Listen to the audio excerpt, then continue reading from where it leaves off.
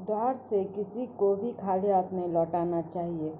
जो भी हो, जितना भी हो, उतना में से ही लोगों का सत्कार करना चाहिए। नमस्कार दोस्तों, राधे राधे। मैं हूँ कुमारी। आज मैं फिर एक बार लाई हूँ भगवान भोलेनाथ की महिमा की कथा। इस वीडियो को सब देखने के बाद हमारे चैनल को सब्सक्राइब करें और बेल आइकन को प्रेस करें ताकि इस वीडियो का आने वाली वीडियो का नोटिफिकेशन आपको मिल सके। दोस्तों, तो मैं अब कथा को आगे बढ़ाती हूँ। एक बार भगवान भोलेनाथ माता पार्वती से बोले, देवी, बहुत दिनों से पृथ्वी का भ्रमण मैंने नहीं किया है। काफ़ी समय हो गया है पृथ्वी का भ्रमण किए हुए, अतः मैं भ्रमण करने के लिए जाना चाहता हूँ। इस पर देवी पार्वती बोली, प्रभु, मैं भी आपके साथ चलूँगी। प्रभु ने देवी पार्वती को बहुत समझाया, लेकिन वो नहीं मानी और जिद करने लगी साथ चलने की।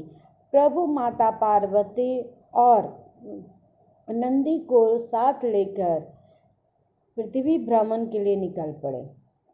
काफ़ी दूर चलने के बाद माता पार्वती को प्यास लगी और उन्होंने भगवान भोलेनाथ से कहा, प्रभु, मुझे बहुत ही तेज प्यास लग रही है, अतः मुझे पानी लाकर दे। भगवान ने कहा, देवी, यहाँ तो पानी कहीं दिख नहीं रहा है।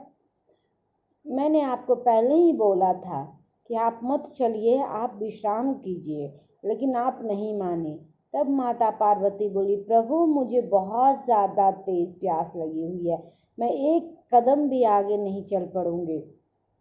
तब प्रभु ने अपनी जटा खोलकर गंगा जल माता पार्वती और नंदी को दिया।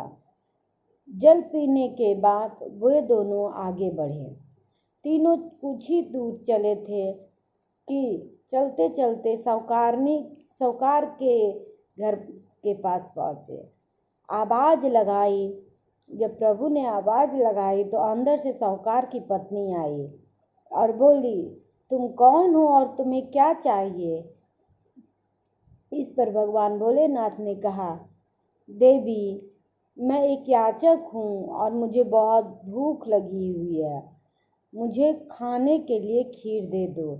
इस पर साहूकारनी ने कहा, अगर तुम्हें खीर खाना था तो अपने घर में ही रहते, यहाँ क्यों आए हो? मुझे कोई और काम नहीं है क्या जो मैं तुम्हारी सेवा में ही लगी रहूं? जाओ, तुम कहीं और जाकर मांगो।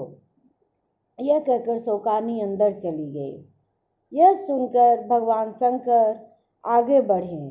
कुछ दूर चलने के बाद एक झोपड़ी दिखाई दिया। भगवान शंकर ने फिर आवाज़ लगाई। तब एक बूढ़ी माता बाहर निकली और बोली, बेटा, क्या बात है, इतनी रात को तुम क्यों मुझे आवाज़ लगा रहे हो? इस पर भगवान भोलेनाथ ने कहा, माई, मुझे भूख लगी हुई है, मुझे खाने को कुछ दे दो। इस पर बुढ़िया ने कहा, बेटा, तुम्हें क्या चाहिए? भगवान भोलेनाथ ने कहा, मुझे खीर चाहिए माँ। भगवान को खीर मांगते देख बुढ़िया ने कहा, बेटा, आओ बैठो, मैं तुम्हारे खाने का प्रबंध करती हूँ। और इतना कहकर बूढ़ी माता बाहर निकलने लगी। तब प्रभु ने कहा, माँ, मुझे यहाँ बैठाकर तुम कहाँ जा रही हो? इस पर बूढ़ी माता ने कहा, बेटा, मेरे घर कुछ भी अनाज नहीं है, मैं तुम्हारे खाने का प्रबंध करने के लिए जा रही हूँ। इस पर भगवान भोलेनाथ ने कहा, माँ, जाकर अंदर देखो, शायद कुछ अनाज बचा हुआ हो, तुम उसी से मेरे लिए खाना बना दो। जब इतना सुनकर माँ अंदर गई तो उसने देखा भंडारा अनाज से भरा हुआ है। यह देखकर उसे बहुत ही आश्चर्य हुआ और वह खाना बनाने लगी। खाना बनाने के बाद 3 थाल लाकर रख दी। 3 थाल लाकर रखने के बाद माता पार्वती ने भगवान शंकर की तरफ देखा। भगवान शंकर समझ गए कि माता पार्वती क्या कहना चाहते हैं। उन्होंने कहा, बूढ़ी माई, एक थाल और लाओ। बूढ़ी माई ने कहा, एक थाल और? वो क्यों? तब भोलेनाथ ने कहा, माई हम सबको खिलाकर क्या तुम भूखी रहोगी? नहीं, तुम एक थाल और लाओ तभी हम लोग खाएंगे। तब बूढ़ी माई एक थाल और लाई खीर और सभी मिलकर खाएं। इसके बाद वे लोग जाने को तैयार हुए। जाते हुए भगवान शंकर ने एक लात उस झोपड़ी पर मारी, जिससे झोपड़ी महल में बदल गया। इसके बाद वे लोग चले गए। अब बूढ़ी माई बचा हुआ खाना प्रसाद के रूप में सब जगह बांटने लगी। बांटते बांटते वो उस सौकारनी के पास भी गई। सौकारनी ने जब देखा बूढ़ी माई को कि वह अनाज बांट रही है, खाना बांट रही है, तो वह बोली, ये तुम कहाँ से लाई? तुम तो बहुत गरीब हो, तुम तो खाना भी मांग कर खाती हो, फिर तुम्हारे पास ये कहाँ से आया? तब बूढ़ी माई ने सारी बात बताई। इस पर बूढ़ी माई बोली, ये तो सही बात नहीं है, वो लोग हमारे पास आए थे, हमारा धन तुम्हें कैसे दे दिए? वो लोग कहाँ गए हैं? तब बूढ़ी माई ने बताया, वो लोग अभी अभी ही निकले हैं, कुछ ही दूर आगे गए होंगे। तब वह औरत दौड़ती हुई गई और उन्हें पकड़ कर उनके पैर को, भगवान शंकर के पैर को पकड़ ली और बोली, ये सही बात नहीं है, आपने मेरा धन उस बुढ़िया को कैसे दे दिया?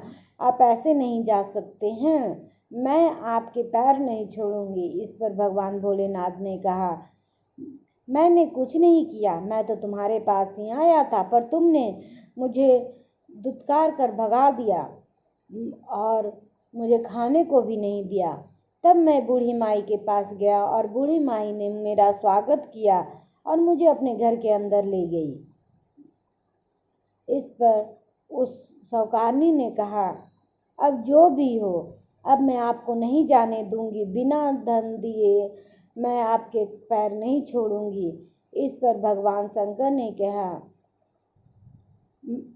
अगर तुम अपना आधा धन उस बूढ़ी माई को दे दो तब तुम्हें धन की प्राप्ति होगी। इस पर वो सौकारनी आधा धन देने के लिए तैयार हो गई। तब भोलेनाथ ने उस सौकारनी को आशीर्वाद दिया और इस तरह बुढ़िया माई को धन की प्राप्ति हो गई और उस सौकारनी को भी धन का प्राप्त हो गया। अतः इस प्रकार जो भी भगवान भोलेनाथ की सच्ची भक्ति करता है, जो भी उनमें विश्वास रखता है, भगवान उसकी मनोकामना पूर्ण करते हैं।